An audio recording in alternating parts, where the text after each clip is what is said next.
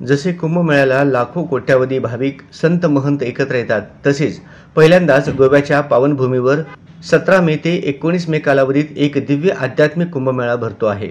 सनातन राष्ट्र शंखनाद महोत्सव या महोत्सवात 23 देशांतील नागरिक आणि संत महंत, धर्मप्रेमी हिंदू तसेच 25,000हून अधिक भाविक 4 ते 5 दिवस वास्तव्य करणार असून संतांच्या वाणीची ज्ञानगंगा, 1 कोटी रामनाम जपयज्ञ, शिवकालीन ऐतिहासिक शस्त्र प्रदर्शन, विविध संतांच्या पावन पादुका, 1000 वर्षांपूर्वीच्या सोरटी सोमनाथ ज्योतिर्लिंगाचे दुर्मिळ दर्शन आणि महाधन्वंतरी ते शतचंडी यज्ञयाग या उपक्रमांचा समावेश आहे. महोत्सवाची सर्व तयारी पूर्ण होत आली असून लवकरच सर्वांना भक्ती आणि शक्ती यांचा सुरेख संगम गोव्यात पाहायला मिळणार आहे, अशी माहिती सनातन संस्थेचे प्रवक्ते अभय वर्तक यांनी दिली.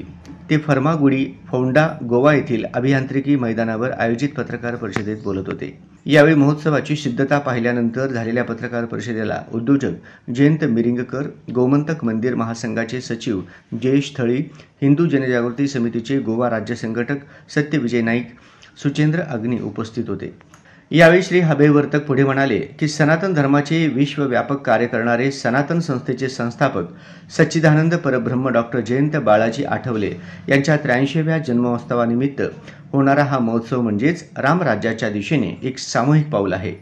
या महोत्सवातून साधक आणि धर्मप्रेमी हिंदू देव, देश आणि धर्मरक्षणासाठी नवा संकल्प घेऊन कृतीशील होतील.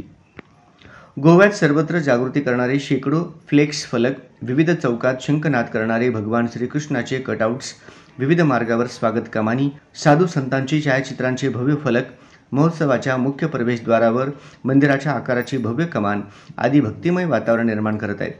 महोत्सवात 38 फूट उंचीचा भव्य धर्मध्वज उभारण्यात येणार आहे.